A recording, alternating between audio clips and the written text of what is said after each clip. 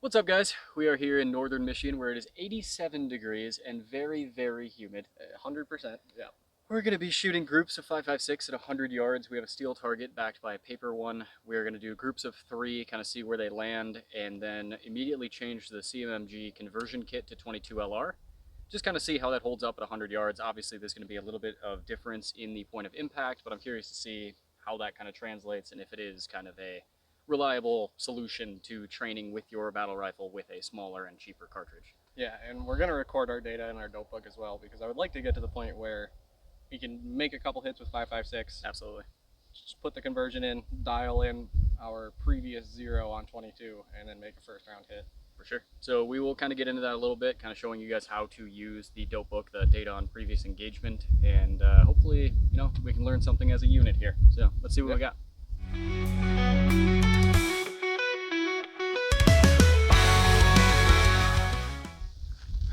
Okay, so we have our steel mounted up there. I'm going to take hopefully 3 shots as long as it doesn't fall down. If it does fall down, I'll put them on a paper and we'll just kind of see what we got from there. Well, we're kind of just confirming our 5.56 0. Firing. There's 1. Good solid hit. There's 2 and the steel fell down. And the paper. And 1 in the paper for good measure. So our 5.56 0 is good. We have that. So now we are going to transition into the CMMG bolt and reset our target as well. Okay, we are swapped over to 22. We have not changed our 0. I doubt this is going to be close, but I don't believe you're chambered. Just for science sake.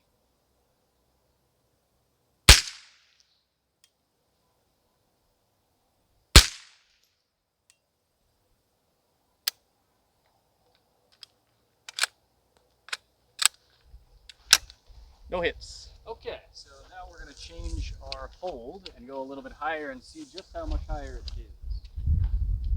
Okay, so we only took 2 shots 22, but it was enough to realize that it wasn't even close to where the 5.56 was, which is sort of what we expected. But we recorded our data as far as our turrets and their positions, and we are going to try to Kentucky windage to get some idea of where to hold. So I would say try to hold now. Maybe go a mil dot or 2 high. All right.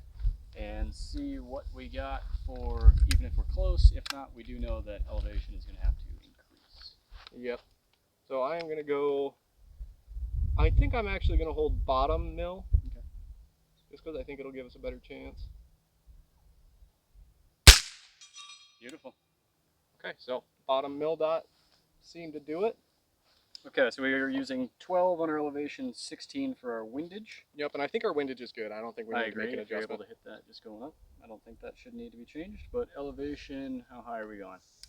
So we are at 100 yards. Those are half MOA clicks on our turrets. And this is just a fire field scope, so I'm not exactly positive what the mil dots are, but I was holding about 3. So we are going to go up 3 clicks. Good place to start. And that puts us at 14. I went 4 clicks. 4 clicks. And I'm just going to dead hold. Okay. Oh, okay. Try one more. Okay, more. That was first mil dot. I have a suspicion this scope is not adjusting.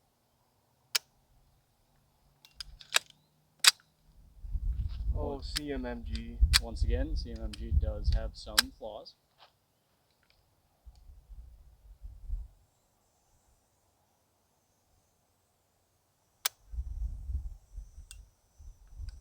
You're really not in battery.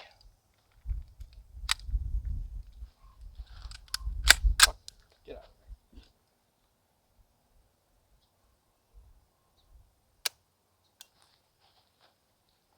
Hold on.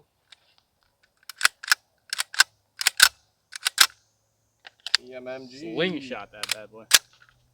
Okay. That seems to have chambered.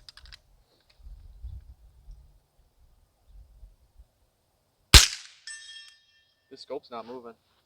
I think it's just not moving enough. Yeah. That also knocked our target down again. So we know our elevation, go nuts and put it on like, I don't know. We're gonna jump up to 20. Yeah. Okay, pardon the airplane, we don't control the airspace. We're gonna do 3 rounds now with 22 LR with the 20 on our elevation. Just a dead hold. I may have to go a mil too high. Let's see.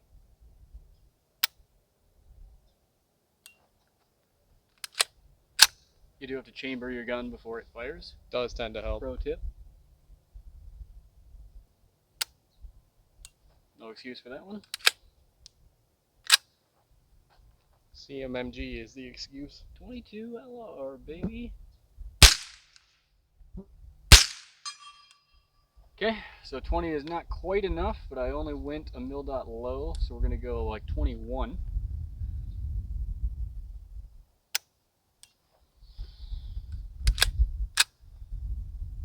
Please don't use the CMMG conversion kit as a fighting rifle. It's a bad plan.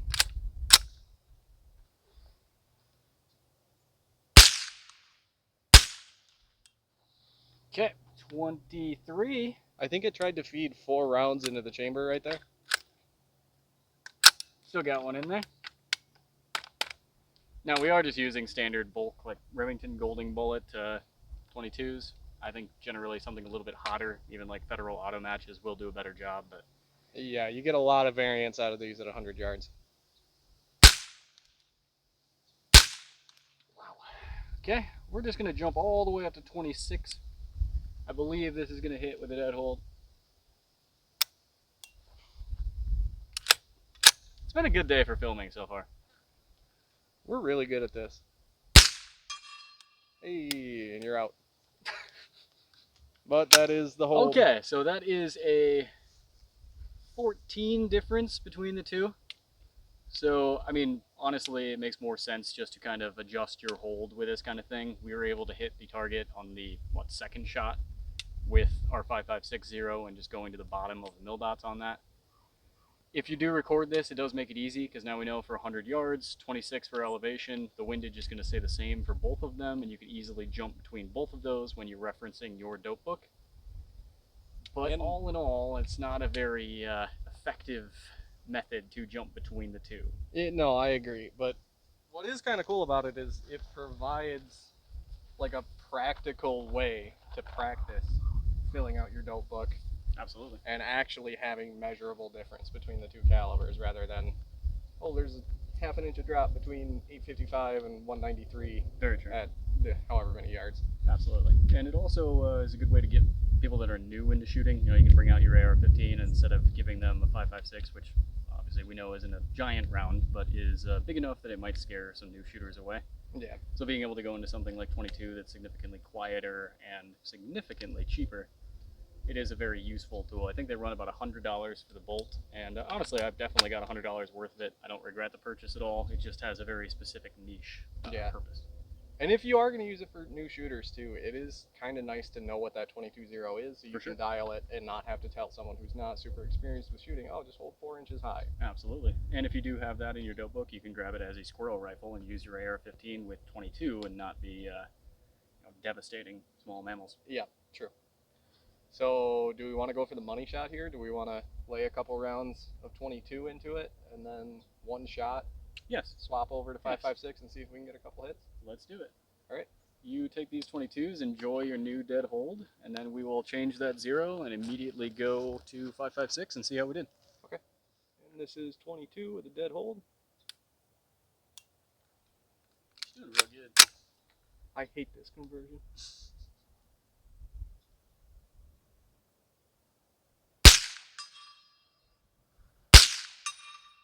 Okay. All right, quick little bolt carrier swap here. Slap that elevation to 12.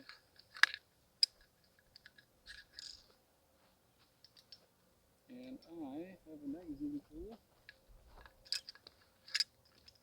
And like you were saying, this doesn't go for all 5.56. Obviously, if you're changing grain or even using something like green tips, you are going to have a different hold.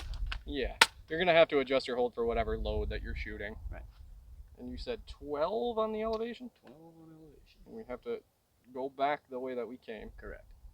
It will do a full rotation, so you do have to keep in mind of that as well. If he was to go the other direction at 12, it would be very, very high. Okay. And 556, we are at right there as well. Do the thing old men do and slap your turrets a couple times. And let's hope we get a first round hit. Beautiful. Excellent. Scope tracking and dope books actually do the thing. Yeah, good to know. Mission accomplished. Cool. And those are both dead holds too. Beautiful. I'm gonna take 15561 just because I can't not, For sure, for sure.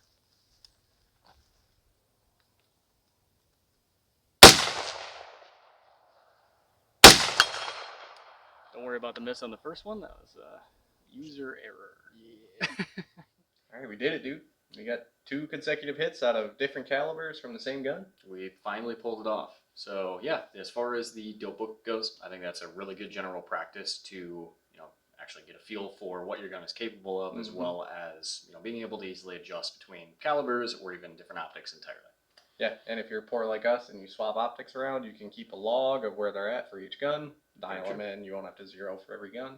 Absolutely. And the CMMG kit, I still stand by it being a very useful piece of kit, very fun to use, though it does definitely have some reliability issues. It's bad. I think it's yeah. where I would put it. We are feeding it Remington Golden Bullet bulk ammo, which that doesn't do good in anything. Well, that's true. It does better in most things than it did in the CMMG conversion. That's true. In a dedicated 22, it's always going to perform better as well. Yeah, we only had like a 90% failure rate. That's not so bad. I mean, we were able to shoot a couple times. We were able to get all of the rounds downrange that we needed to. It just took a little extra effort. It's also a great training tool for malfunctions, though I do wish that the bolt release was engaged somehow with that. I think they probably could have pulled that one off.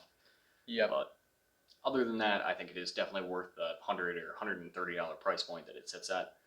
Yep. Good way to get new shooters into shooting comfortably, especially on your same AR-15 platform that can be kind of scary to newer shooters like that. And this whole exercise can help with that because it's much more likely than a new shooter if you hand them your rifle and tell them, aim like 4 inches higher.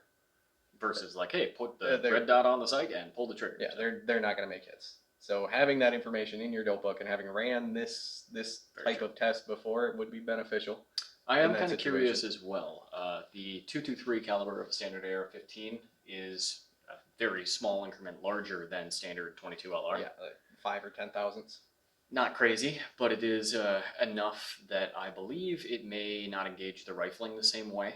Yep. So I think we do a video of kind of how far we can max out a dedicated 22 LR and then the same thing with the CMMG kit in a 223 barrel and see if maybe some of the issues we're running into are reliant on that as well. We'll see. All right, guys. Well, I think that's all we got for you today. Make sure to like and subscribe, please. Yep. So we don't have to continue to use Firefield optics. That would be excellent. We'd be loving to do a video on like a Vortex or EOTech Voodoo or something. That's relying on you guys. Yeah. So if you want to see that kind of content in the future, or more begging,